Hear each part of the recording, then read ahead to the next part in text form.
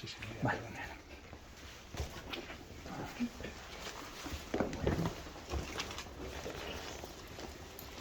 El daño siempre viene de un peligro interno. Vamos a ver, el ser humano no es... el síntoma no es algo que me aparte de la normalidad para el psicoanálisis, ¿vale? El síntoma es parte de la normalidad. De hecho, la salud mental no existe. ¿Qué es salud mental? Familia heterosexual americana con aparcamiento y coche y el gay que toca la guitarra en el metro, ese no tiene salud mental. Es todo como muy, ¿no? ¿Por qué no es ni salud física? Aunque una caries o una dioptría tiene, o sea, es que es imposible. Esa es la falta que hay que asumir. Es más, no solo eso, sino que el síntoma es lo que nos hace únicos como sujetos. Somos 8.000 personas, más o menos, millones de personas en el mundo y ninguna es igual. Ninguna. El síntoma es lo que nos hace únicos. No todo síntoma tiene por qué ser tratable o curable. Por ejemplo, que a uno le gusten las mujeres mayores, oh, muy bien. Puede hacer un análisis y averiguar por qué, pero no tiene ni por qué curarse de qué. O sea, ¿no? Es decir, el problema está en que el psicoanálisis no te adapta. Por eso la guerra contra el psicoanálisis. Hay una batalla continua contra el psicoanálisis en los círculos estos. Porque el psicoanálisis, bueno, yo he llegado a oír tantas tonterías como que a un físico, a un físico. Se ve que el psicoanálisis está pasado. Tú siendo psicólogo cognitivo-conductual, que también lo soy, dice, ¿cómo te dedicas al psicoanálisis? Y eso ya en Freud, digo, hombre, mira, yo me leí el Principia Matemática de Newton y a mí lo de la física no me convenció, cinemática y tal, y me dice, hombre, pero en Newton después ha habido, coño, el psicoanálisis se quedó en Freud. O sea, es como que lo ven como una no evolución, ¿no? Luego hay mucho mito, evidentemente, aparte del el mito de la sexualidad, el mito de que no sé qué, el mito de que no sé cuánto. Bueno, pero es que cuando hablamos de sexualidad en psicoanálisis, de la libido, no estamos hablando del acto sexual. Hay que entender muchas cosas. Y entender en qué época se escribía Freud. Y cuando escribió la envidia del pene en la mujer, no es la envidia del pene físico. Es que yo soy mujer y tengo un hermano 2 años mayor que yo, que puede llegar a la hora que quiere los sábados, pero yo como soy mujer no. Es que tal, pero yo como soy mujer tal. En ese sentido es lo de, ojalá hubiera sido un hombre.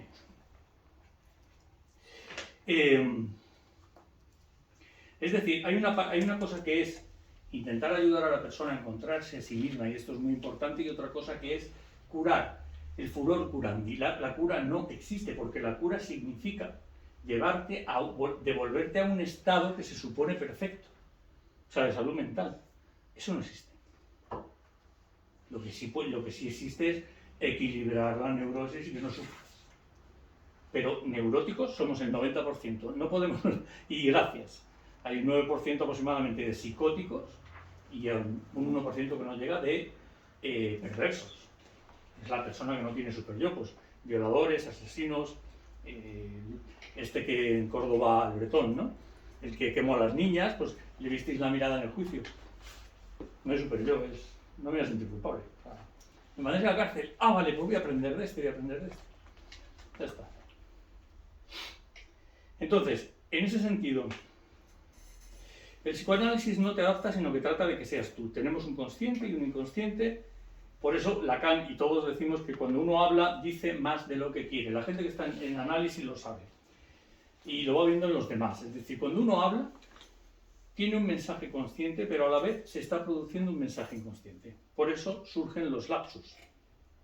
Por ejemplo, recuerdo un vídeo de Casado del PP, que en pleno meeting dijo lo de cuando el PP vuelva a gobernar, o sea, que ha traicionado al inconsciente, se debió de sentar, vamos. Eso no es una equivocación, es el inconsciente hablando. Y el problema es que nos han educado en que solo tenemos conciencia, que eres poder, no sé qué, no sé cuánto, tal, y no es así. Y entonces vamos por la vida saltándonos, justificándonos la mayoría de las acciones cuando no es así. Y sobre todo, y lo peor, siguiendo caminos y discursos que no son el nuestro. Y eso es lo más triste, y a eso sí que pedimos el análisis.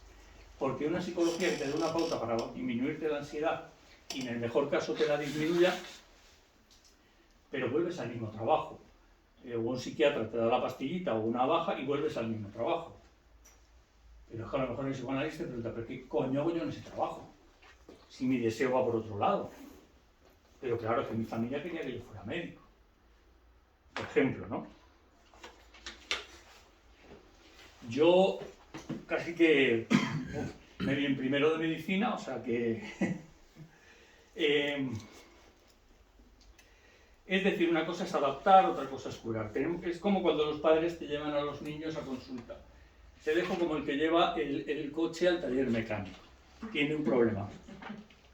Pero no os preocupéis, que ya está ahí la psicología oficial y la psiquiatría para decir, y seguir inventándose enfermedades. O sea, pues lo que están haciendo ya no es coger medicamentos para enfermedades, sino, por ejemplo, los antidepresivos. Vale, tenemos un mercado, es que es así, un mercado de antidepresivos para la depresión, lo vamos a meter también para la ansiedad. Y ahora, ¿para qué lo podemos meter también? Para la fobia social. ¿Y eso qué es? Vamos a inventarlo y salen expertos, fobia social. Pues miedo a hablar en público, miedo a no sé qué. O sea, la timidez de toda la vida. Pues eso, es decir, están patologizando la vida cotidiana. O sea, todo lo que es normal, bueno, ¿qué vamos a decir a las mujeres? Las mujeres son un chollo para la industria farmacéutica. O sea, ya no es la menopausia, por los miles y miles de años que llevamos de evolución. Es que ahora hay la perimenopausia y también una postmenopausia, hay un no sé qué, no sé cuánto, y entonces, claro, hay que tratarlo todo. Yo siempre digo que cuando mi madre me llevaba al médico de pequeño, al famoso Don Juan, ahí en Madrid, Don Juan me decía que el niño tiene gases, dice, porque se beba una Coca-Cola y los eche. Eso, hoy mínimo, sales con un omeprazol, pero vamos, fijo.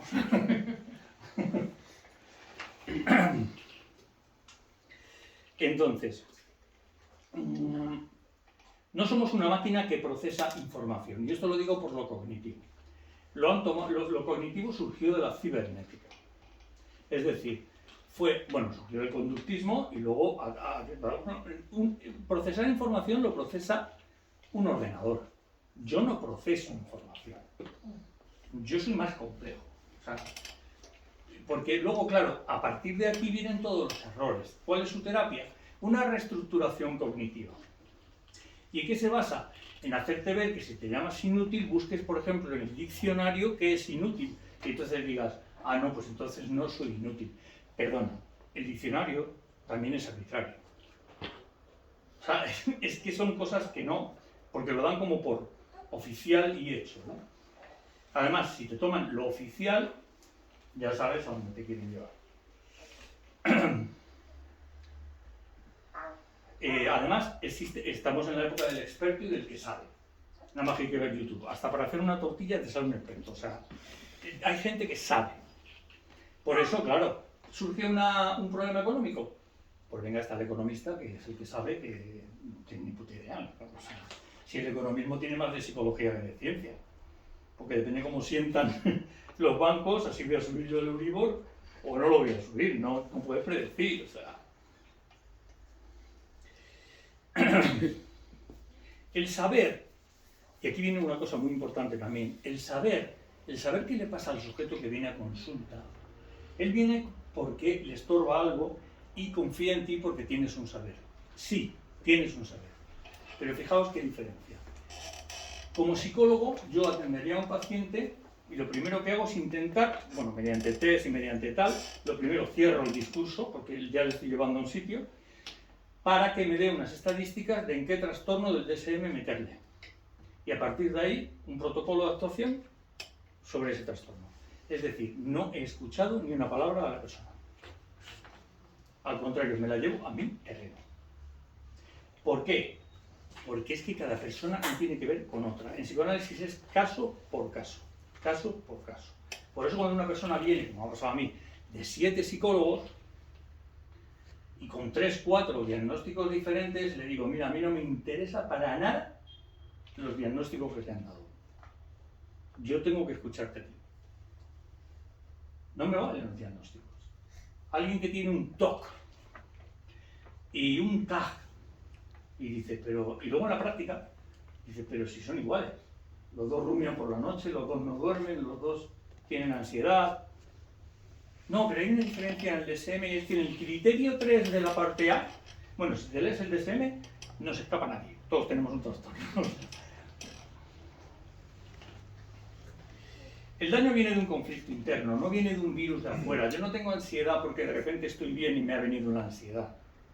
Ojo, que lo que digo que parece una tontería, pero hay psiquiatras, y yo tengo pacientes que me lo han dicho, que les dicen a la gente que, bueno, tú acostúmbrate al antidepresivo porque lo tuyo es una falta de serotonina en el cerebro, o sea, falla la máquina y la vas a tener que tomar toda la vida.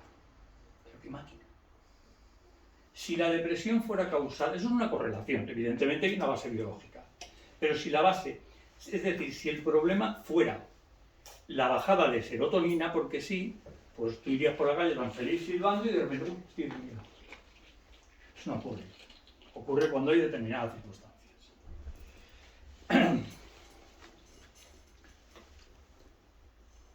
Y el saber, el sujeto, ya digo, acude a consulta porque tú tienes un saber, y lo tienes, pero en psicoanálisis partimos de el sujeto supuesto saber. Es decir, yo cuando aparece, el psicoanalista cuando aparece una persona por la puerta, yo no tengo ni puñetera idea.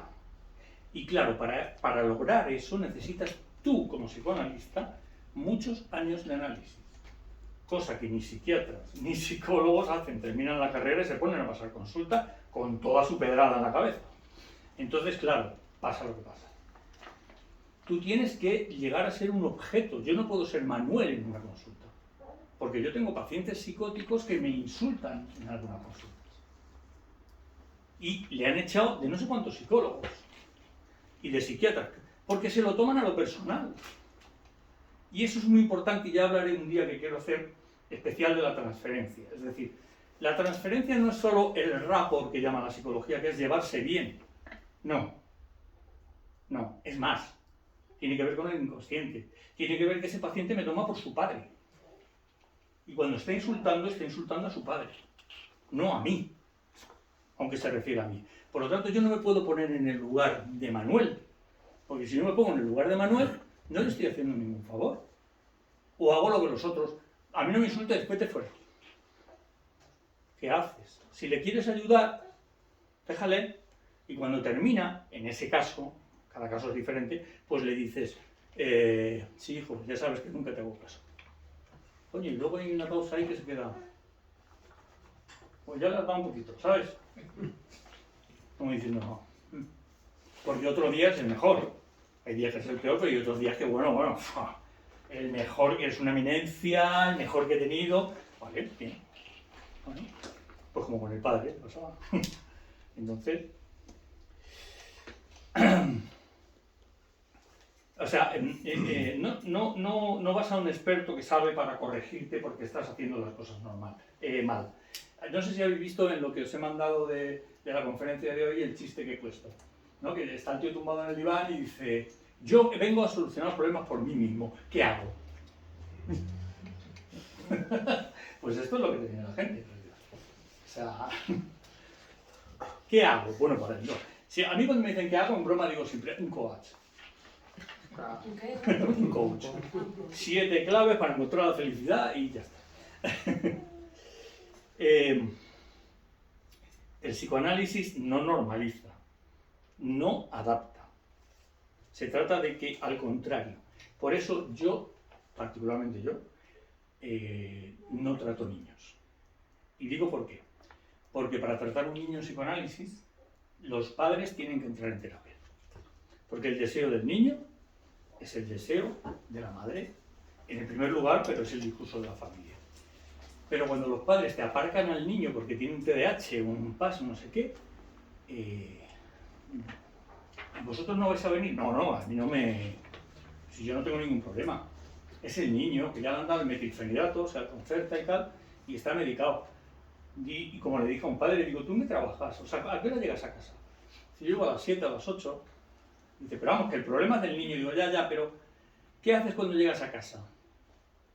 Bueno, me pongo a jugar a un juego de internet online que pago 30 y pico euros al mes, que se llama World of Warcraft, no sé qué, y entonces pues claro, y el niño es que viene y me estorba. Atención. Digo, ahora ya no te estorba con la pastilla, ¿no? Eres su padre. Y siempre les digo, y lo siento, no es obligatorio tener hijos. O sea, no es obligatorio tener hijos para hacer estas cosas, de verdad, o sea, no es obligatorio. Bueno. No se trata tampoco de aconsejar ni de juzgar. No nos ponemos en plan cura. Lo digo porque también hay psicólogos y psiquiatras que yo lo sé por los pacientes que me hacen mucha gracia porque les dicen, no hija, pero tu padre te violó, pero en el fondo hay que recuperar la amistad con tu padre. Perdona. O sea, ¿cómo que? ¿No? Por ejemplo, ¿no? No, pero con la familia que o sea, la estás llevando al redil, al discurso y a no ser ella. Bueno, vale. Fíjate, incluso algunas veces, durante un tiempo, eso van diciendo que es un buen psicóloga, porque, claro, es lo que quiere el superior. O sea, es, pues sí, lo que tengo que hacer es lo que debo hacer. Oye, me lo ha dicho un experto, pues ya voy encaminado, ¿no? El poder de la palabra es muy grande, estamos atravesados por el lenguaje. Por eso decimos que incluso en medicina, la palabra del médico cura, pero la palabra del médico mata. Yo, una amiga, médico, una vez un paciente tenía un cáncer y tenía, pues, dice, no daba ni 6 meses de vida. Estaba en fase 4, en estadio 4, tal. Dice, pero yo hablé con él, porque él preguntaba y me dijo, ¿pero cuánto voy a durar? Y a mí, dígamelo claro, no sé qué. Dice, mira, es un cáncer que no te va a ir deteriorando, sino que cuando llegue tu momento llegará, ¿vale? Dice, pero vamos, que 2 años dura 1 año y medio. Si le llega a decir, te quedan 6 meses de vida, no llega a 6 meses, 5 meses. Fíjate, ¿no? Por eso, cuidado. Y ahora voy a entrar en ese tema, ¿por qué es tan importante la palabra? No se trata de psicologizar, como dicen algunos médicos, es que vosotros psicologizáis como si fuera magia, como mucho coach, que la mente y el pensamiento influye sobre el cuerpo. Perdón, a partir de ahí, a partir de eso, es estar equivocado, porque estás partiendo de que son cosas diferentes. Nosotros en psicoanálisis decimos que no. Cuando a ti te entra alguien en la consulta, no te entra una mente, te entra un cuerpo hablante, en francés es un parlant, pero hay un cuerpo. Es decir, no es que la mente influya en el cuerpo, es que el cuerpo también influye en la mente, es que es uno. Y ahora lo vamos a ver, qué es de lo que se dio cuenta Freud y de la maravilla por la que creó el psicoanálisis, gracias a las mujeres, a las histéricas de aquel tiempo, los trastornos de conversión. Una mujer se le paralizaba una pierna y resulta que Freud como médico decía, pero si no tiene nada que ver con la anatomía física, con lo que se le paraliza a la persona y el... No, porque tiene que ver más con la imagen mental de tu propio cuerpo. Intento explicarme, ¿vale? Nosotros no nacemos cuerpo, nacemos organismo, que es pura biología. Cuando nace un niño, un bebé, es un organismo biológico que es el objeto de estudio de la medicina. Ahora, cuando el niño y la niña va adquiriendo el lenguaje, va entrando en lo simbólico, va creando un cuerpo. Y digo creando. Su cuerpo está atravesado por el lenguaje. Y por eso un obeso, en consulta, te habla de su problema con significantes, con palabras como me lo trago todo, me lo como todo, yo es que... y luego tengo problemas de esófago y reflujo. Curioso, ¿no? Tuve un paciente que tenía leucemia, controlada, pero leucemia, al final se curó. Y era el único paciente, la única persona, de hecho, que le he oído decir, cuando hablaba sobre todo de la cuñada, mi cuñada me pone de mala sangre. Vale, pues nada. Pero no significa que lo que decía, que es magia. No significa eso, es que vamos atravesándonos. Por ejemplo, mío. Y esto salió en mi análisis, ¿no? Mi madre siempre decía, desde que yo era pequeño decía muchos días, Hoy estoy que me corre la sangre por las venas. Yo me acuerdo de esa expresión. Yo no la entendía. Yo me imaginaba la sangre corriendo mucho por las venas. De hecho, a mí me tuvieron que pinchar benzetacil, que es un antibiótico, penicilina, durante unos años porque me descubrieron una cosa en la sangre que era velocidad, que era el aslo. Que ahora los médicos dicen, ¿pero qué es eso? Pero bueno, yo tuve eso y me pinchaba y no ves cómo dolían esas inyecciones, pues te hacía cristalitos en la vena y, o sea, pasaban un rato bueno. Hasta que descubrí que se refería a los nervios. Cuando decía, la sangre corre por mis venas, es que estaba nerviosa. O sea, fíjate hasta dónde puede influir un discurso, porque lo que decía mi madre, claro, pues era, cuando era pequeño, pues ahora. O sea, que la palabra nos atraviesa, ¿no? No se trata, no existe la idea de depuración, como digo, porque eso al final implica pues, la idea de adaptar al sujeto a una supuesta normalidad común a todos. Como decía Lacan, si existiera el ideal de la felicidad, pues mal, porque esa felicidad, ¿quién la define? Porque la felicidad para cada uno. O sea, tenemos un goce y cada uno goza con una cosa. Y esto, el goce se puede unir y asociar a cualquier cosa. Ejemplo, paciente fetichista. La mujer se le presenta desnuda, pero si antes juega con su ropa interior, ya sí puede hacerlo. Y empieza a contar en las sesiones su historia y era, yo cuando era pequeño y me empecé a masturbar en mi habitación, en la ventana daba a las tiendas a las cuerdas de tender la ropa, donde mi vecina colgaba la ropa interior. Y él se masturbaba con la ropa interior de la vecina. El goce se unió a eso. Siempre lo digo, ¿no? Que por eso cuando alguien dice manchácatela con la tapa del piano, yo siempre digo, pues habrá quien le guste, seguro. Seguro. Existe el uretrismo, o sea, meterse alambre por el hombre por el pene. O sea, bueno.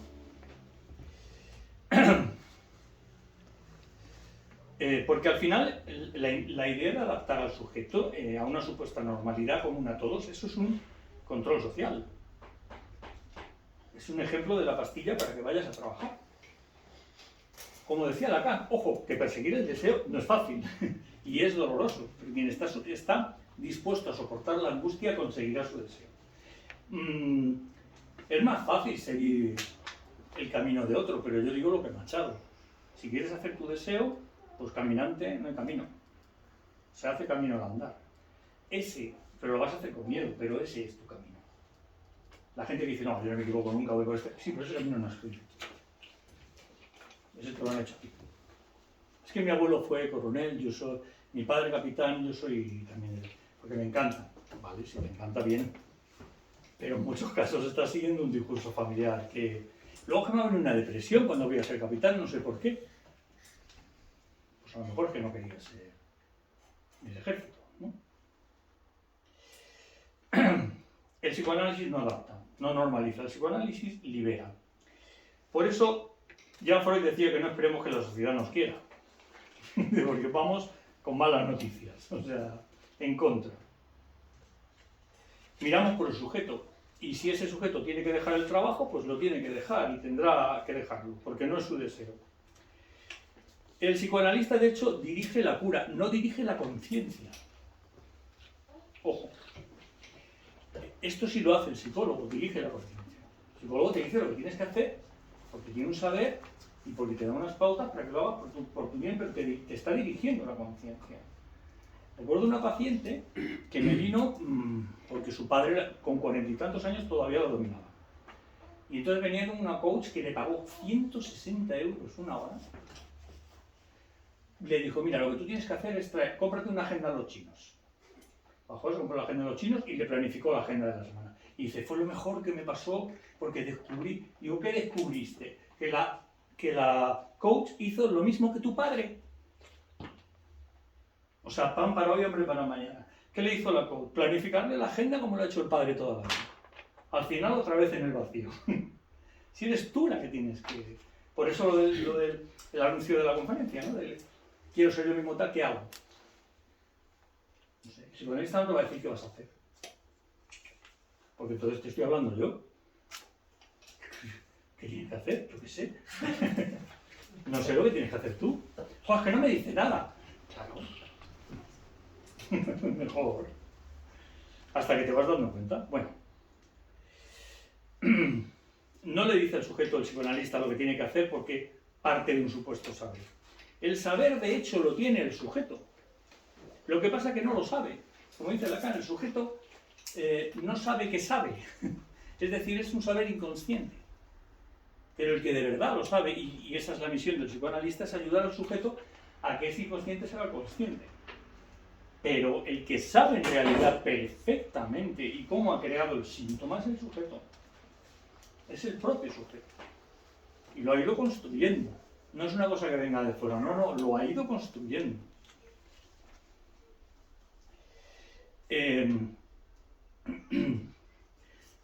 Hay un premio Nobel de Medicina, médico, Sidahan, que decía, el tío, muy bien, decía las enfermedades agudas son biológicas, animales, en el humano, pero las enfermedades crónicas son biográficas, históricas. Efectivamente, tienen que ver con un discurso.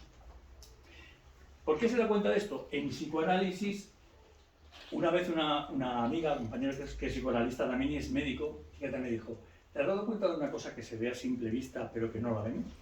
Y el cual dice, ¿conoces algún médico o psiquiatra que sea psicólogo? No. Médico o psiquiatra, si hace algo es psicoanálisis. ¿Por qué? Pues porque es que es mucho, no tiene nada que ver con lo que... De hecho, en Petit Comité te hablan de la psicología como las pautitas. O sea... ¿Puedes repetir, perdona? ¿Cuáles son agudas? Las agudas, las enfermedades agudas, biológicas, ¿no? Son biológicas, animales. ¿Y las crónicas? Historia. El cuerpo. Esto es importante, lo que iba a decir antes, que quiero profundizar un poquito en este tema. Este tema no lo he tocado nunca así, pero ¿qué es el cuerpo para el psicoanálisis? Lo he dicho un poquito antes, pero el cuerpo es propio. Al estar atravesado por el lenguaje es propio, único. O sea, por eso me da rabia inmensa, la medicina se está desviando cada vez más, porque no escucha al paciente. De hecho, lo manda a callar. Porque solo se fía de las imágenes de la resonancia, del no sé qué, no sé cuánto, del tal. No, perdona, que es que ese cuerpo es suyo. No, pero yo tengo el saber. ¿Qué saber? Si ese cuerpo está hecho a través de una historia, ¿no? Decía, el cuerpo es propio, único y por lo tanto subjetivo. No es el puro organismo, no lo es. No confundamos, como he dicho antes, organismo con cuerpo. No es para nada lo mismo. Está atravesado por el lenguaje, por, como decía Freud, la imago que tenemos de él, la que nos vamos haciendo a lo largo de la vida, de nuestro cuerpo. Desde el estadio del espejo, que nos miramos por primera vez, porque nosotros nos vemos como en un videojuego, ¿no? O sea, nos vemos los brazos y vamos andando, pero no nos vemos completos. La primera vez que nos vemos completos es en un espejo, que normalmente nos lleva nuestra madre, nuestro tal, ese es el estadio del espejo. Por eso siempre nos queda en el inconsciente ese resto, cada uno a su manera, de los demás son más felices que yo. Los demás son más completos que yo. Porque a los demás siempre les vemos completos, pero a mí no. A mí me falta algo, ¿no? O sea, imaginaos esto en un niño. O sea, no ahora, sino en un niño. Freud ya vio cómo, por ejemplo, la idea que tengo de un órgano, da igual el órgano que sea del cuerpo, cada uno tiene una idea diferente, ojo. Puede alterar la función de ese órgano, que es cuando Freud se empezó a sorprender, como médico, con las histéricas, ¿no? Dependiendo de la idea que yo tenga de la función de ese órgano o de ese órgano, puedo alterar ese órgano. De hecho, yo no tengo enfermedades de un órgano que no conozco. Imagínate, ahora prácticamente tenemos mucha información, ¿no? Pero cuando la gente conocía que teníamos un estómago y 4 cosas más, y no un bazo o un no sé qué, no sé cuánto, y pocas enfermedades. De hecho, fijaos a donde llega el atravesamiento del lenguaje, que los animales domésticos, los que llevan miles de años con nosotros, perros, gatos y luego caballos un poco, tienen en domésticos tienen enfermedades humanas, que en estado salvaje no tienen. Un lobo no tiene una enfermedad de un perro. O sea, ¿hasta qué punto el lenguaje atraviesa, no? Cuando digo el lenguaje, no entendemos el lenguaje de hablar, no, es el lenguaje simbólico, como yo me construyo el mundo, el pensamiento, el simbolismo, ¿no? Freud lo llamaba esto simbolismo organomórfico. No tiene nada que ver, se dio cuenta, y esto es importante subrayar, no tiene nada que ver la localización del órgano donde esté en el cuerpo, la función que tiene, genuina del órgano, ¿no? Sino cómo lo tengo yo en la cabeza, qué representación tengo yo de ese órgano en la cabeza. De hecho, en la psicosis, en las esquizofrenias hay muchas referencias al propio cuerpo. Y te hablan de los intestinos, de cómo recorren no sé qué, no sé cuánto, de tal, no sé qué, porque tengo un... Es decir, hay una imagen del cuerpo por dentro muy curiosa, ¿no? muy... Es el atravesamiento de su propio lenguaje. Lo que nosotros llamamos en psicoanálisis en francés la langue, que es la lengua, todo junto, que es para decir que no es el lenguaje, es la lengua de cada uno, propia, particular. Si mi madre decía, por ejemplo, que cuando estaba nerviosa le corría la sangre por las venas, pues eso es algo particular de mi madre, y esto se ve mucho en los psicóticos. El lenguaje de un psicótico es superficial y delirante en el sentido de que te está hablando y utiliza palabras o significantes, pero no con el significado que le damos todos. Por ejemplo, te digo, es que yo soy muy esporádico, y tú vas traduciendo, ¿no? Vas diciendo, espontáneo. Ah, bueno, ¿qué más da? Y entonces me siento mesa. ¿Cómo que te sientes mesa? Y tienes que ir traduciendo. Eso es un lenguaje, pues que él se ha inventado. Le ha dado un significado y punto. Por ejemplo, los trastornos, hay muchos ejemplos. Y sobre todo en las histerias, se dio cuenta Freud, los trastornos de conversión, las histerias, o sea, las parálisis de una pierna, de un brazo, las anestesias, dolores de cabeza. Hay muchas historias que tienen que ver con la... Bueno, esto por ejemplo hay un caso de Freud paradigmático, ¿no? El caso Dora, cuando él se da cuenta de que hay una mujer que le viene a visitar porque tiene una parálisis en la pierna. Pues él como médico primero investiga, además neurofisiólogo que era, pues si había algún problema físico en la pierna. No. Vale. Entonces, cuenta la historia, lo voy a resumir mucho, la mujer empieza a hablar con ella y es donde empieza el psicoanálisis, ¿no? Yo voy a hablar con ella, a ver qué. De hecho es que la mujer le dice, porque Freud hablaba mucho, y le dice, ¿me quiere dejar usted que hable yo? Ah, vale, vale. O sea, y entonces le dice, bueno, yo es que esta mujer estaba enamorada del cuñado, es decir, del marido de la hermana. Estamos hablando de la época victoriana. Y cuidaba a su padre ella. Su padre tenía una enfermedad que tenía que darle masajes todos los días. Ella se sentaba y ponía la pierna del padre, ¿dónde? Aquí. Y aquí le daba los masajes. Un día que lo estaba haciendo, recibe la noticia, entra el cuñado, de que la hermana había muerto. Y según está dándole el masaje al padre, la primera idea que se le pasa por la mente es, hostia, este ya está libre. La culpa le generó la parálisis ahí. Lo he resumido mucho, ¿vale? Pero la culpa le generó la parálisis ahí. Es decir, ¿qué tiene que ver esa parálisis con lo anatómico, biológico? Nada. No había ningún problema. No había ningún problema. O sea, es algo apasionante, ¿no? De hecho, cualquier zona del cuerpo, cualquiera, puede ser movilizada por la libido o gozada por el goce. Gozada por el goce. Bueno o malo. Según la historia, la narración, el lenguaje subjetivo, personal de esa persona particular. Cualquier zona. Por ejemplo, los hombres, antiguamente, ¿no? No por el culo ni aire. Bueno, pues vale, pues el ano tiene terminaciones nerviosas para parar un tren y es un órgano perfectamente sexual. Sobre todo los órganos con mucosas, boca, aparte de los genitales obviamente, pero la boca, el ano, son susceptibles de goce. Susceptibles de goce.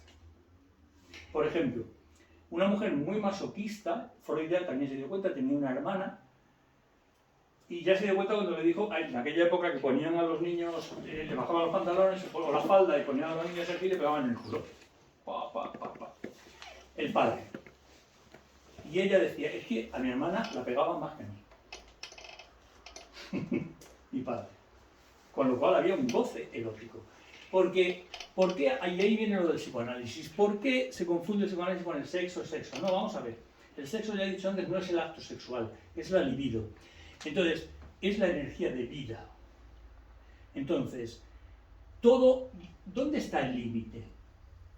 Un paciente me contaba, eran gemelos, y mi padre, dice, nuestro padre estaba en el coche, mirándonos por el retrovisor, que no se me olvida su mirada, y estábamos los dos jugando a tocarnos.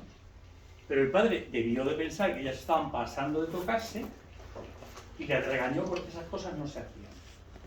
Claro, él se quedó pensando, pero si otras veces hacemos esto, y el placer que nos da el estar jugando, ¿dónde está el límite? ¿Quién marca el límite al organismo? ¿Dónde está el goce permitido y moral y el goce sexual? Se han metido con Freud y se siguen metiendo porque decía que los niños tenían sexualidad, pero eso lo sabe cualquier maestro. Los niños se masturban en casa. Y las niñas. Y las maestras, algunos también. Que yo tuve una en la universidad. O sea que es algo así, ¿no? No sé si conocéis a Eduardo Galeano, el escritor. Eduardo Galeano decía que los científicos, hay una frase muy buena, decía que los científicos dicen que estamos hechos de átomos. Es un poco resumir esto que estoy diciendo. Pero en realidad estamos hechos de historias. Lo que verdaderamente importa en una persona es la historia. De hecho, en diferentes estudios, incluso en medicina, en la British Medical, se cogió gemelos que por circunstancias, uno se quedó con los padres biológicos y otro se quedó con una familia adoptiva. Si los genes tuvieran tanto peso, el gemelo que se quedó con la familia adoptiva tendría las enfermedades de los biológicos. No. Tenía las enfermedades porque desde pequeñito en un caso empezó a escuchar a la madre y al padre que le daba mucha importancia al digestivo. Es que el estómago, es que no sé qué, es que yo no trago, es que no sé qué. Problemas digestivos. O sea, no es el gen.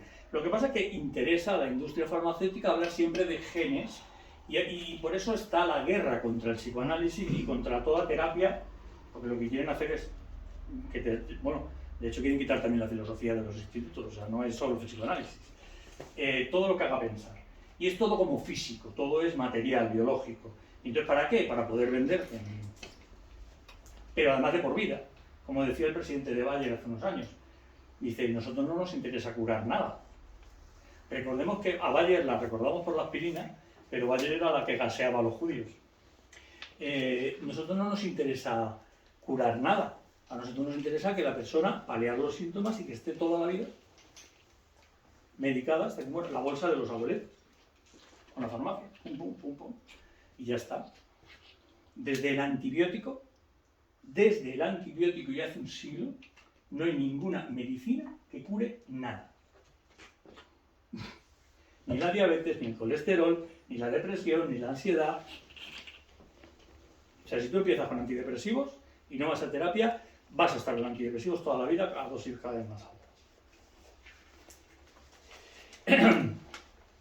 Entonces, decía que cualquier zona del cuerpo importante puede ser movilizada por la libido, gozada por el goce, según la historia de cada uno. Y además está lo que decía antes. Encima, por si fuera poco, lo que el psiquiatra o el psicólogo cognitivo trata de dejar fuera, porque quieren ser científicos y hay que ser objetivos y hay que dejar variables fuera, una de las variables que más les estorba, pues es precisamente lo fundamental para el psicoanálisis, la transferencia. Es decir, el psiquiatra o el científico piensa, yo tengo que quitar la transferencia para ver si esto cura, pero es que eso es un delirio directamente. Es que no sea científico, es que es un delirio. Es que tú haces transferencia, no con el psicoanalista, haces transferencia con el panadero, o sea, con tu amigo, pues haces transferencia con todas las personas. Y la transferencia sirve para el favor de la otra persona. Pero si eliminas la transferencia, pues quedan las pautas y la medicación si funciona o no. Ya está.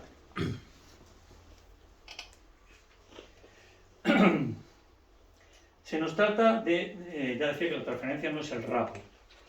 Se nos trata de imponer una sola visión del mundo y del ser humano, ahora mismo, supuestamente científica y maquinal. Ya he dicho muchas veces además que me gusta porque hay que decirlo, lo que se está llamando ciencia actualmente no es ciencia, es empirismo, es positivismo, que eso no es ciencia, es una parte de la ciencia.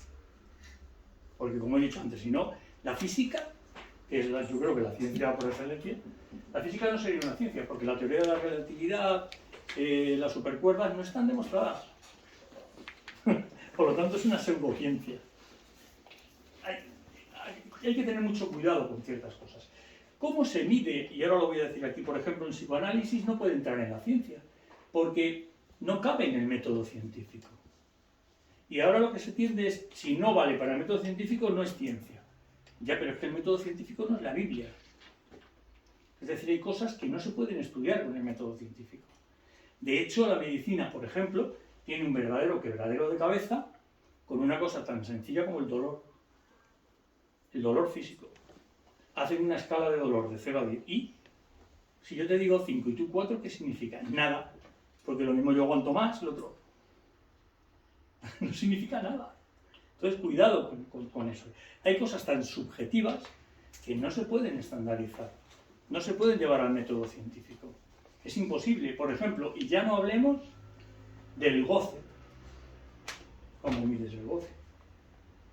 O sea, yo te voy a curar la ansiedad, te doy unas pautas, te doy una pastilla, y de 0 a 10 me dices que ya 10, que ya 8, que ya 7, científico. Pero si hacemos un psicoanálisis o otro tipo de terapia en la que se va a la causa, ostras, es que tú no estás bajando el síntoma, estás luchando contra un discurso. ¿Cómo mides todo eso?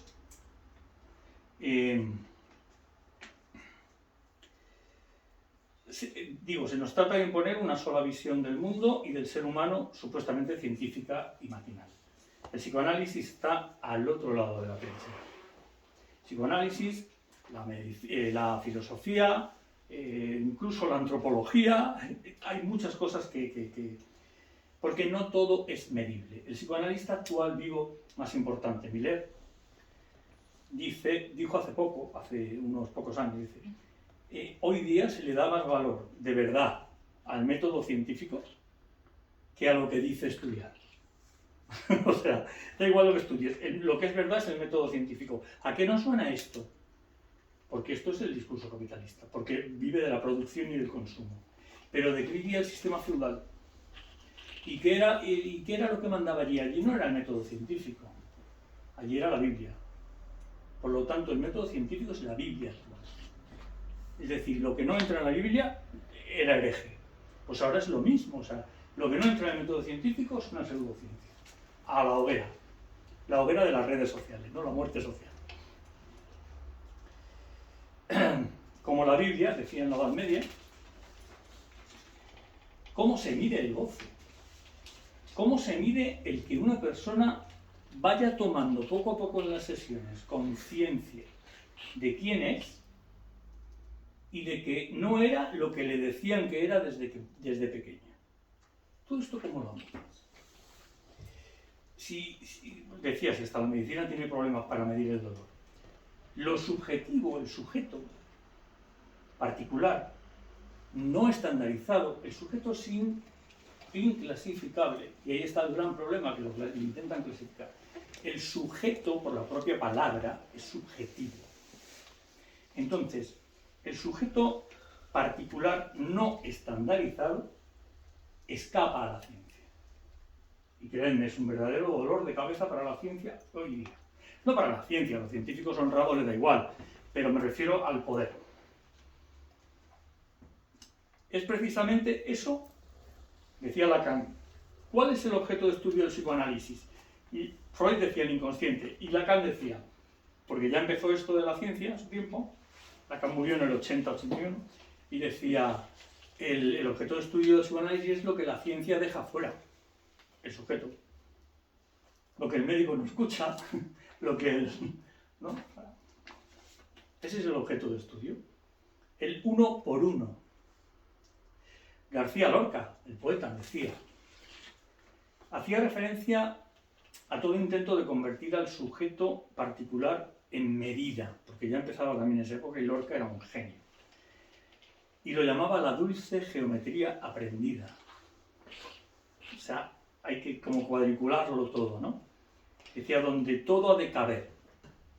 Dice, pero Lorca era optimista, decía, esto será derribado.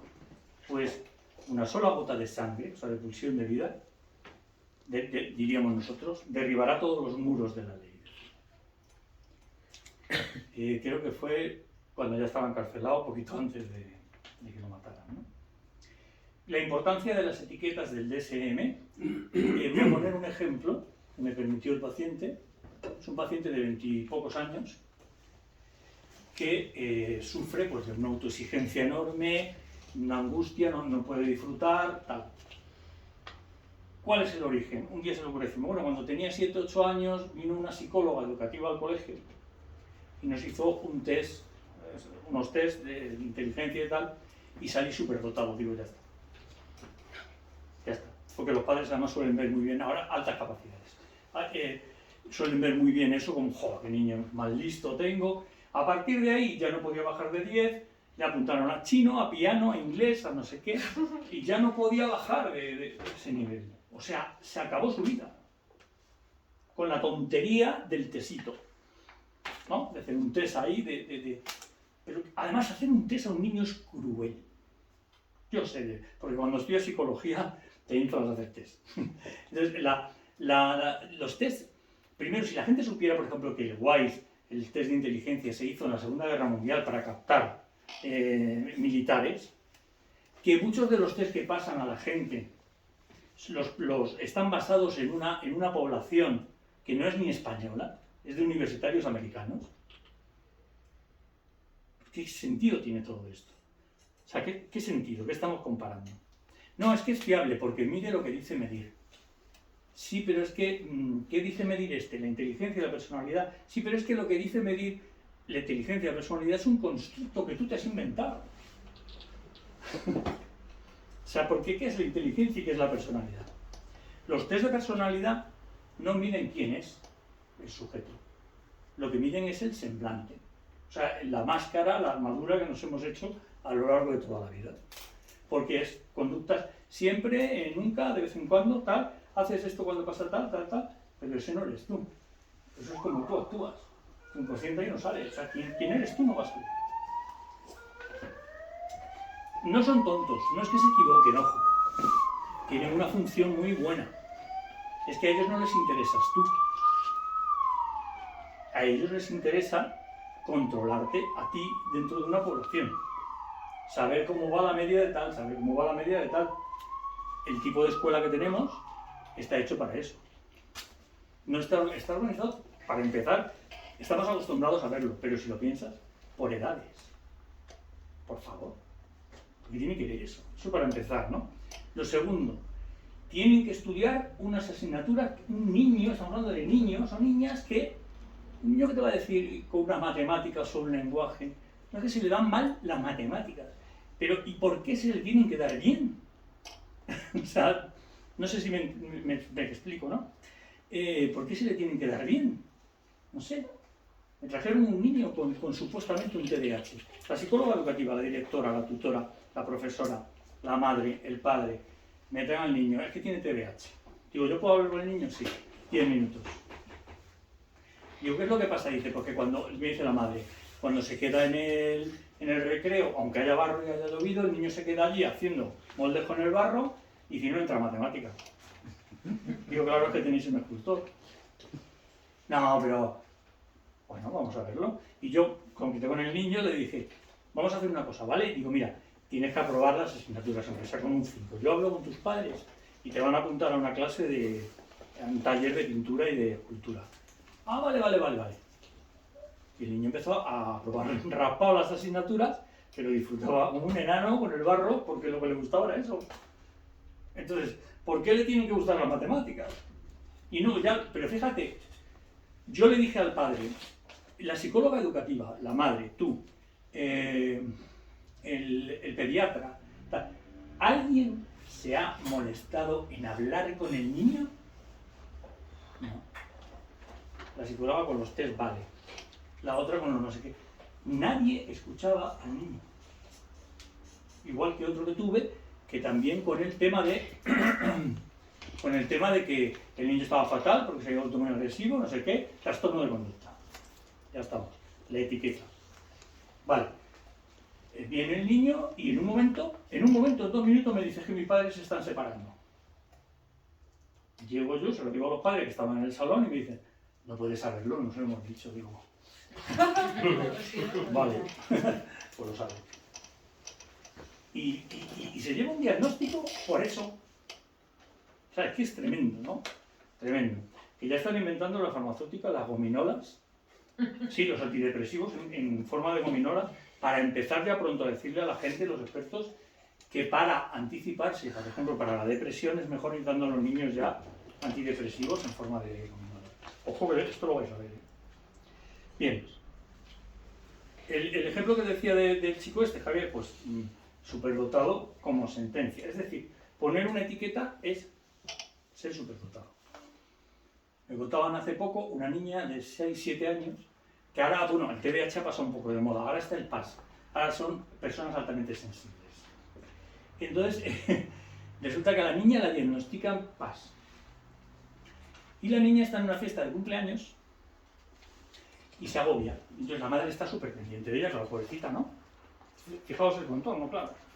Entonces la niña le dice a la madre así, la madre viene corriendo, lo saca afuera y la niña con 7 años hace. Que a mí me recordaba las histéricas antiguas, ¿no? Que se desmayaban así. Y hace, ay, no, me da el PAS. Ostras, que estamos hablando de algo muy grave, ¿eh? ¿No? Se puede. He dejado para el final una cita como síntesis del propio Aristóteles, 300 y pico años antes de Cristo, que hace la diferencia y resume de lo que hablamos entre poner etiquetas e ir a la causa, lo que está ocurriendo ahora. Aristóteles, ¿eh? O sea, hay personas que les tranquiliza que el médico, el psicólogo, les digan el nombre de lo que tiene, ¿no? Cuanto más científico, mejor. Pero eso no sirve para nada. O sea, eso es hasta perjudicial, como hemos visto con los ejemplos, ¿no? Por ejemplo, el ejemplo que puso una compañera en un escrito del bicifóbico. Unos padres que ven que su hijo pues no le gusta montar como a los otros niños en bici. Entonces ellos preocupados, joder, pues un niño raro, no le gusta montar en bici, pues qué raro es, vamos a llevarle al psicólogo. Le llevan al psicólogo y el psicólogo dice, no se preocupen ustedes, lo que su niño tiene es bicifobia. Es un trastorno inventado, obviamente. Es bicifobia. Ah, menos mal, pues ya sabemos lo que tiene el niño. Claro, no monta en bici porque tiene bicifobia. Pero qué ridiculez es esta, ¿no? Bueno, le gusta. Pero ¿y qué es la bicifobia? Pues un poco pasa con todos los trastornos. O sea, ponen un nombre y tú vas, bueno, lo dice la ciencia. Pues ahora lo dice la ciencia, la Edad Media era palabra de Dios. Ahora es palabra de Dios igual, ¿eh? O sea, la frase de Aristóteles, para terminar, es: el conocimiento de un hecho difiere, no es lo mismo, que el conocimiento de la razón de ese hecho. Es decir, no es lo mismo conocer el hecho y ponerle un nombre que conocer la razón por la que se produce el hecho. Ir a la causa. Esto ya lo decía Aristóteles. Pues hasta aquí. Cualquier pregunta, cualquier cosita me decís, cualquier comentario, lo que sea.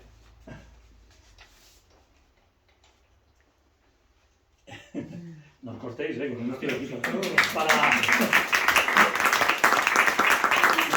no siento cátedra, no tengo la verdad. No, nada, ayer estuve en un foro que había empresarios y tal, que hablaban del corredor este del Mediterráneo, del tren este que... No sé por qué, al final salió hablando una psiquiatra, se apellida Rojas, pero no sé si es... ¿No será la de familia de Enrique Rojas? María tiene 4 hijos, tal. Miriam. Miriam Rojas creo que es, y me asombró porque habló, dentro de la psiquiatría habló de trauma y habló de somatizaciones en el cuerpo. Todavía, es que la psiquiatría todavía está más cerca, está más cerca del psicoanálisis que de la... Por eso que me asombró para Sí, bien, sí, porque que me la gustó mucho psicología. como habló, dijo que estamos con el cortisol hasta arriba, el estrés, lo que tenemos que hacer es liberar la oxitocina para contrarrestar y tal. Eso es.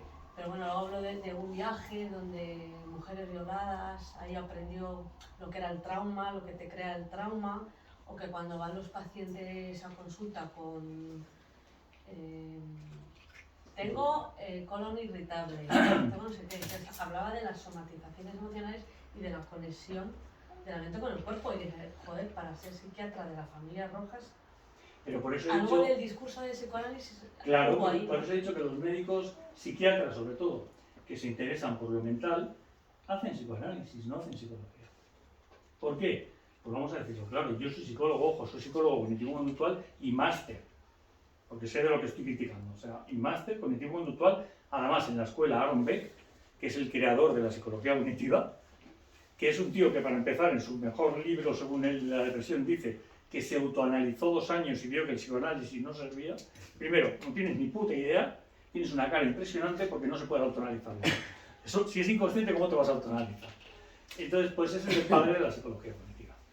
Entonces, Pero los psiquiatras supuestamente siempre han medicado la pastilla para tapar el síntoma sin investigar la causa, ¿no? ahora, por eso ahora, Antes no. ahora tienen un problema, y es que cada vez los estudiantes de medicina, la especialidad que menos quieren es psiquiatría, que me extraña. Y no va a haber psiquiatras de aquí en tiempo. Como no lo cambie, no va a haber psiquiatras. Son ahora mismo lo que decía Lacan cuando dio su conferencia en la Salpetri, en el hospital de la Salpetri, y Lacan era médico, psiquiatra y psicoanalista, y dijo que todos los médicos se deberían de psicoanalizar. Porque si no, atención, esto es en el año 50 del siglo pasado, porque si no, van a acabar ustedes siendo acólitos de la industria farmacéutica. Y así ha sido. Por supuesto, no volvió a dar ninguna conferencia más en la Salpetri. Entonces, en la psiquiatría todavía está, porque es que todo tiene que ver. Algo del discurso había ahí. Todo tiene que ver. O luego, por ejemplo, comentaba que estaba embarazadísima, el 4.º hijo en la época del COVID, que como cada vez hay más enfermedades mentales desde el COVID, no sé qué, y que vino un policía y la quería detener. Usted, señora, ¿qué hace por la calle cuando no se podía salir a ciertas horas? Y ya le empezaba como a psicoanalizar. Usted lo que le pasa, policía, es que tiene el cortisol, no sé qué, y el otro, usted no está bien, la voy a tener que encerrar. Y el niño llorando, mamá, que no sabe lo que es el cortisol. No sabe lo que es el Que cortisol. me pareció muy graciosa hablando. Sí. Pero es que ya te digo, la psiquiatría está más cerca. Aún está más cerca. Lo que pasa es que ya lleva unos años que lamentablemente solo sirven para te subo, te bajo, cómo vas, te cambio, te quito, y claro, eso, pues yo qué sé, al final, porque los psiquiatras hace 50 años todavía analizaban.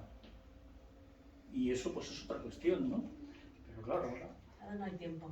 Sí, tal vez por ahí vaya un poco también la cosa, ¿no? Que se tarda menos con una pastilla, se tarda menos con 4 pautas que meterse en tu vida. en una aventura, porque el psicoanálisis es una aventura. Y bueno, a través de esta hermosa conferencia que ha dado se pueden encontrar miles de motivos por los cuales comprenderla, ¿no? Y sobre todo un poco es ese encuentro con el inconsciente, cuando siempre la historia ha estado llevándose por la razón y se ha encontrado con algo que no Es tiene nada que ver con el tercer golpe, ¿te acuerdas? El primero fue Copérnico, ¿no? Cuando dijo, pues mira señores, no somos el centro de la creación de Dios, sino solo un planeta que gira alrededor del Sol. Así acabó. El segundo fue Darwin, y decía, además venimos del mono, todavía tal, y luego fue Freud, y dijo, y además no somos dueños de nuestra propia casa. Hay un inconsciente. Sí, por ahí pues... Por Y contra él todavía se están rebelando. O sea, es un poco esa aventura de intentar conocer nuestro propio inconsciente. Y si acaso, de todo este repaso, pues tal vez si se puede explicar de alguna forma, aunque ya está explicado, pero bueno, ¿qué pasa con el tiempo y el psicoanálisis? ¿Por qué años y años de psicoanálisis? depende. Y eso lo compruebo en mi práctica, depende. Depende. Yo tuve un paciente, por ejemplo, estuvo en 7 psicólogos, ¿vale? Pero claro, si tú vas a reducir el síntoma, jamás vas a dar con esa cuestión que voy a contar ahora. Este hombre nunca lloraba, nunca se sentía culpable, pero un día en esto de los divinos detalles, esto que cuando el paciente antes de sentarse y después de levantarse, son los divinos detalles porque baja las defensas, es como que ya acabó la sesión y te suelta un chascarrillo, ojo con el chascarrillo. Entonces, por eso la escucha psicoanalítica es diferente. Y este hombre entró y me dijo, bueno, vamos, al banquillo de los acusados. El que nunca se sentía culpable, ¿no? Digo, ¿quién se sienta en el banquillo de los acusados? Ah, los culpables. Vale. Esa sesión fue como otra cualquiera. Había una resistencia además de tipo repetitiva, por eso el tiempo también. Hay resistencias que hay que vencer, pero que se repiten mucho porque no quieres ahondar. Es como una cebolla con capas, ¿no? Y presionas. Por eso muchas veces, cuando vas a atravesar una y llevas un tiempo y tocas un núcleo duro, joder, pero si estoy peor que antes. Entonces, me llega y me dice un día llorando, la primera vez que le vi llorar. Un tío así muy serio y me dice, cuando teníamos 16 años, un grupo de amigos y yo violamos a una chica en un parque. Para que salga esa historia, ha tenido que haber un proceso largo de bajar resistencias, porque si no, no sale. Lo digo rápido, pero es que esa historia le llevaba a que encima la vida le dio 2 hijas, con las cuales se llevaba fatal. Fantasías agresivas contra las hijas, es decir, la culpa de todo el tema de... Porque es que no solo la violaron, sino que él, por lo visto, dieron una sirena de policía cerca en un parque, que no iba por ellos, pero salieron corriendo. La chica, al caer, dice que él cuando se volvió vio que la chica se dio con la cabeza en una piedra.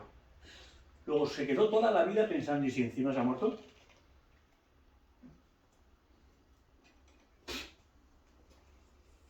¿Por qué el tiempo? Yogananda, no sé si le conocéis, a mí me gusta mucho Ramiro Calle, el yoga de verdad, ¿vale? No el típico.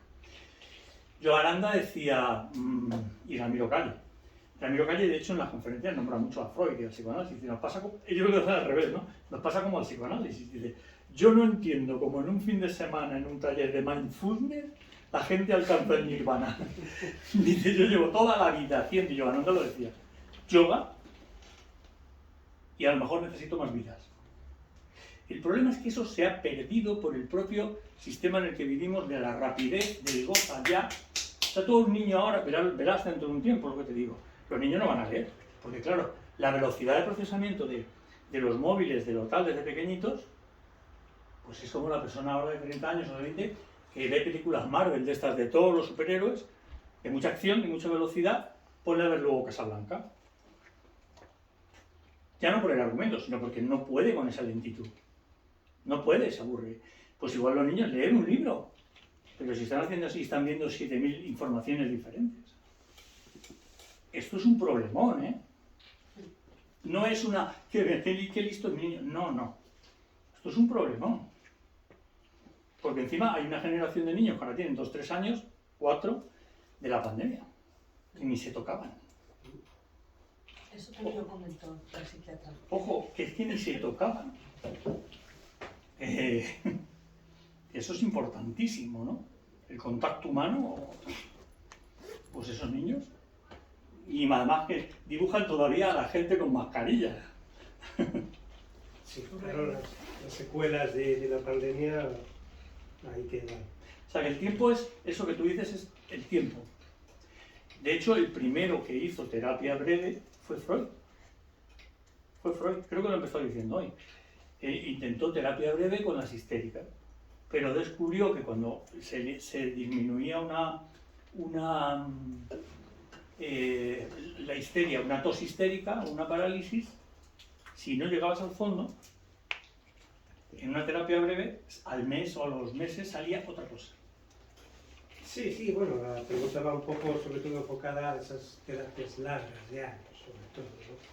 Y qué explicación puede Bueno, y dar aparte ahí. que si Sabemos lo que utilizas... el inconsciente y encontrarlo, pero bueno, pues un poco por comentar Sí, este tema importante dentro del psicoanálisis, que es el tiempo. el tiempo. Pero porque no estamos yendo al síntoma. Eso reduciría todo el tiempo.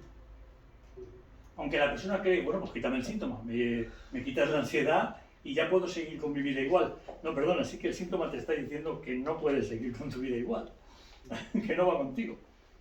Entonces, claro, si eres honesto y quieres hacerlo bien, tiene que ser así. Y luego el tiempo depende de la persona, no depende del análisis. También sigues como viviendo cosas, y te siguen pasando cosas Claro. que te pueden hacer referenciarte en traumas cuando eres pequeño y todo esto, o sea que también Claro. o sea, que es infinito, en Claro. no puedes estar... No, puedes estar toda la vida, si quieres. ¿Por qué no? Ahora, si te dedicas a tu problema, pues no vas a estar toda la vida. Ya está. O sea, perfecto no vas a ser. Pero, ¿qué pasa? Que siguen apareciendo cosas, siguen apareciendo Yo creo que cosas. la resistencia es muy importante Muy importante. en el tiempo, porque tú te resistes. Entonces, Todos. das una clave y dices, esto duele mucho. Por eso hay Y que tener hasta mucho los cuidado. 2 o 3 meses no consigues otra vez, a lo mejor. Claro. Por eso hay que tener mucho cuidado en las primeras sesiones, por ejemplo, con un paciente, cuando ves que hay mucho sentimiento de culpa y el paciente viene a soltar, hay casi que frenarle algunas veces, porque corre el riesgo de luego asustarse tanto que ya no vuelvo. Claro, porque hostia, a mí me llegó mi madre, mi padre, tranquilidad. Aparte que luego son los mitos, ¿no? Porque como decía Lacan, los mitos del psicoanálisis me refiero. Porque como decía Lacan, dice, bueno, uno es verdad que no es responsable de los discursos que ha recibido de pequeño, ¿no? Pero la infancia no determina, condiciona. Yo siempre digo que de hijo de padre alcohólico y madre prostituta nació Beethoven.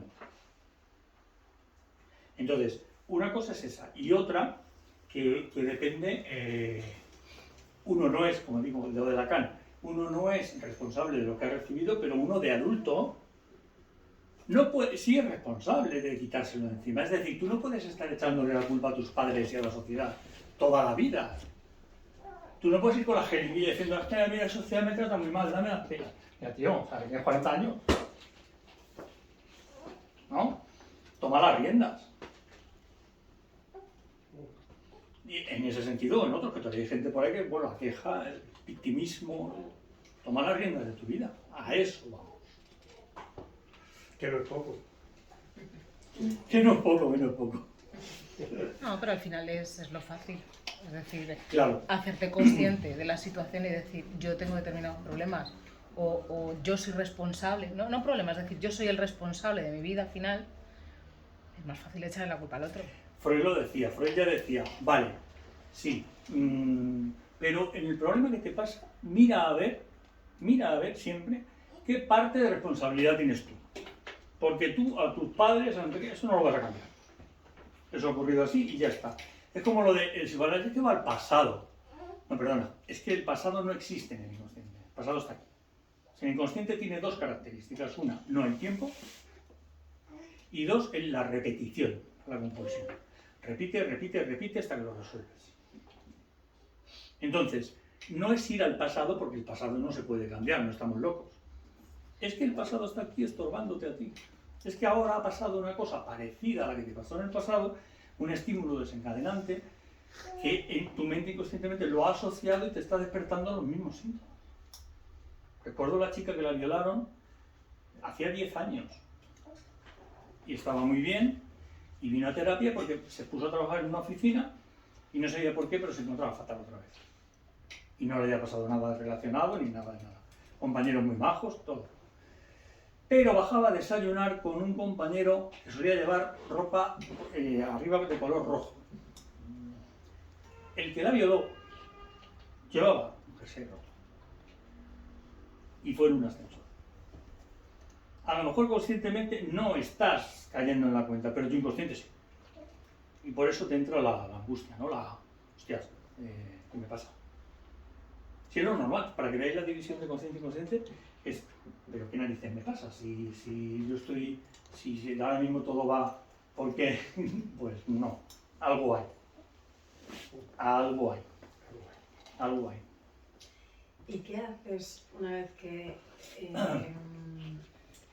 detectas esta similitud? O sea, ¿Cuál? te dices, vale, acabo de darme cuenta de el jersey rojo Vale. del pasado con el jersey rojo de ahora. Vale, Vale. soy consciente. Sí, ¿qué hacemos después, ¿Qué no? hacéis después? Ahí viene, bueno, pues esto va para otro... Vale, conferencia. vale. Ese es el gran tema, ¿no? Porque dice, vale, me he hecho consciente, vale, ya sé de dónde viene, sí, ¿qué pasa ahora? Te lo voy a decir rápidamente. Sí. Renunciar al goce.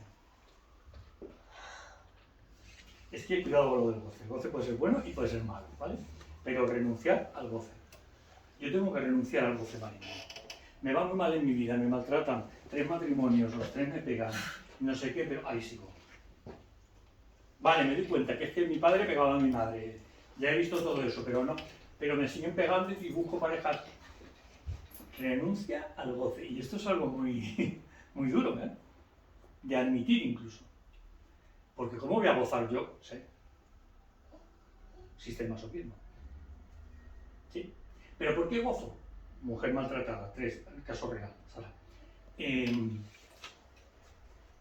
Al principio vino con que mala suerte con los hombres. Bueno, entre uno y otro conocí a un tal Paco que era un soso. Entre otro y otro conocí a un tal, todo esto en sesiones, ¿no? Que era otro soso. Su infancia había vivido como para la mente consciente, cuidado porque funciona de diferente manera. La mente consciente, unir y separar, por ejemplo, es diferente. Amor y odio son diferentes, son opuestos. Pero el inconsciente no, son complementarios. Y tiene razón el inconsciente. Te pongo el ejemplo siempre de unir, los Pirineos unen España y Francia. Y los Pirineos separan España y Francia. ¿Qué diferencia hay? ¿No? Pero sin embargo la consciente no piensa así. ¿Qué ocurre? Que esta mujer en su infancia lo que vivió fue amor por parte, o sea, sufrimiento por parte de la madre cuando la pegaba el padre, pero luego ya sabes que el maltratador se tira 2 meses siendo el mejor amante del mundo. Flores, no soy yo, cariño, tú eres la mujer de mi vida, es que no sé qué me pasa, es el alcohol, es... Vivía las dos cosas, y es lo que buscaba inconscientemente. Un soso que era para ella, alguien que solo le daba amor. Ella, igual que tampoco aceptaría a uno que solo le diera sufrimiento. Ella necesitaba las dos cosas, amor y sufrimiento. Lo que pasa es que eso, como la mente consciente no lo concibe, ahí está la trampa. ¿Me entiendes? Entonces tiene que renunciar al goce. Muchas veces el goce por el sentimiento de culpa, ¿no? Me estoy machacando y me estoy tal, y qué mal me va, pero lo estoy buscando yo. Porque no sé por qué, he creído que he hecho algo mal o lo que sea, ¿no? Y lo estoy buscando yo. Entonces, pero la respuesta es renunciar al goce. El goce es una conferencia aparte, porque es un tema que no toca la psicología ni la... Ahí sí que ya no se meten. Porque según la psicología, como es aprendizaje, pues si el niño mete los dedos en el enchufe y le da corriente, ya no lo vuelve a meter. Y una leche. Por eso te ponen en las cajetillas de tabaco las enfermedades, porque claro, como ves la respuesta, tú ya no fumas. Y una leche. Es que no funcionamos así. Es que yo soy capaz de ver un paralítico hablando en televisión. Y no corres con el coche porque mira lo que me ha pasado a mi hijo, qué pena de tío, cojo el coche y me pongo a 300. Es que el ser humano es así. Yo siempre digo que si fuera un girasol, se daría la vuelta para ver qué se siente el sol. O sea, ese es el goce. Somos los únicos que sepamos que tenemos conciencia de que vamos a morir y sin embargo podemos perfectamente hacer puenting, correr a 300 km por hora, el morbo, el goce, el rozar la pulsión de muerte. Eso nos encanta. A unos más, a otros menos, pero nos encanta. Es como que le da sentido a la vida. Yo tenía una persona que era muy depresiva, que me decía que era depresiva, se dio cuenta con los años, que era depresiva porque eso es lo que le hacía sentir viva. El estar mal le hacía sentir que existía. O sea, que es que somos muy complejitos. O sea, que no es tan fácil. Ojalá fuera tan fácil como cree la psicología de... No, si hay un estímulo y hay una respuesta negativa, ya no vuelve a hacerlo. Pero si Pavlov, ¿conocéis el ejemplo de Pavlov que condicionó al perro con la campanilla? Pero si no fue Pavlov no condicionó al perro. Si era el perro el que condicionó a Pavlov. ¿Cómo sabía que iba a darle el filete al final? Este gilipollas con la campanilla me da el filete. Claro. Así que bueno, si no hay nada más... Ah, Una pregunta. La conferencia de la semana pasada, Eloisa comentó así un poco de pasada que en psicoanálisis no se trata lo que no hace daño al paciente. Es decir, solamente lo que le hace sufrir, digamos, lo que le produce daño. Entonces, en terapia, ¿cómo difieres cuando se está un poco investigando? porque es el paciente el que te indica lo que le hace sufrir. O sea, tú no tienes... Por eso... Si el paciente tampoco lo tiene muy claro. Va a salir. Va a salir, sí. Efectivamente, va a salir. Va a salir, tarde o temprano, no es el tiempo. Va a salir, te lo aseguro. El problema es que... Por eso no se usan test. No solo porque el test te encierra. No te deja hablar de tu tema. Yo te tengo que dejar a ti asociación libre. Es que no sé qué decirte. Si es que al menos hoy con los psicoanálisis hay un sitio donde se te escucha, ¿no? Porque vas al médico, está escribiendo en el ordenador y te mira. Es que no te mira. Claro.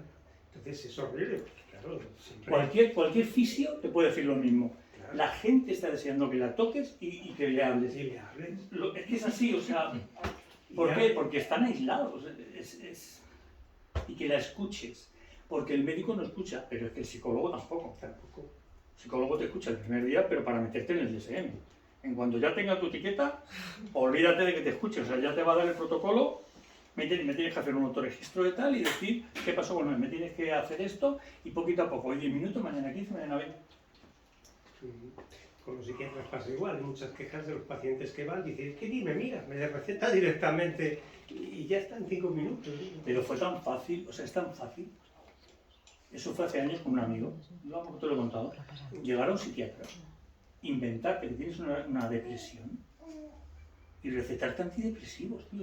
Y no tenías depresión, y salir riendo allí diciendo, ¿pero esto qué es?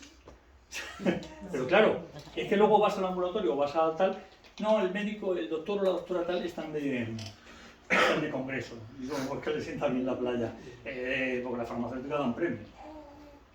Si pasas de un límite, o sea que... Así que bueno, pues paramos un poquito. Muchas gracias.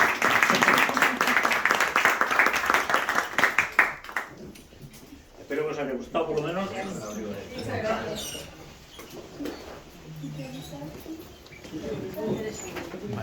¿Cuánto tiempo?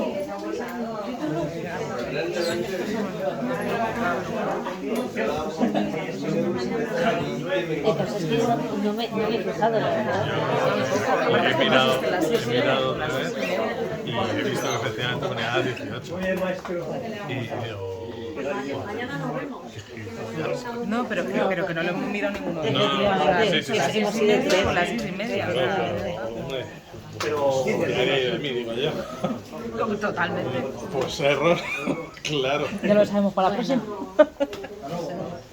Ahí. Quédate ahí. Porque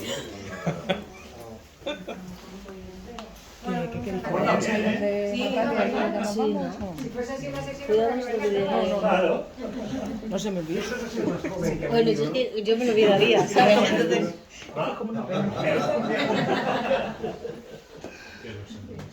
El que no te preocupes, muchas gracias.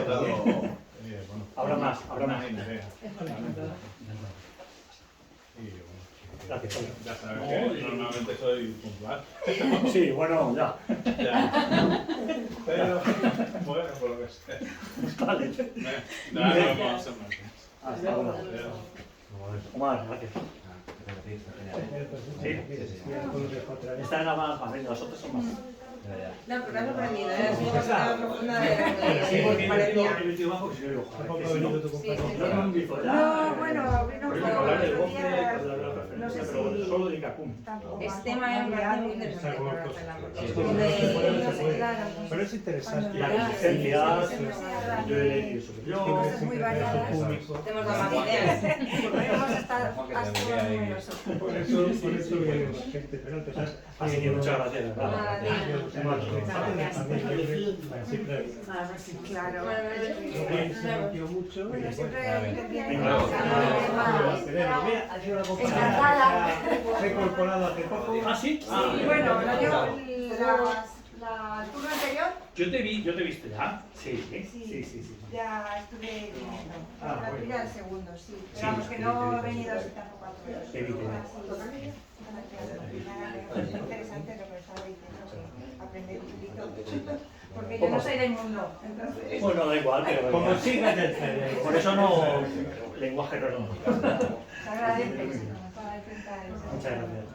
Enhorabuena. Gracias. Hasta luego. Hasta luego. Hola, Juan.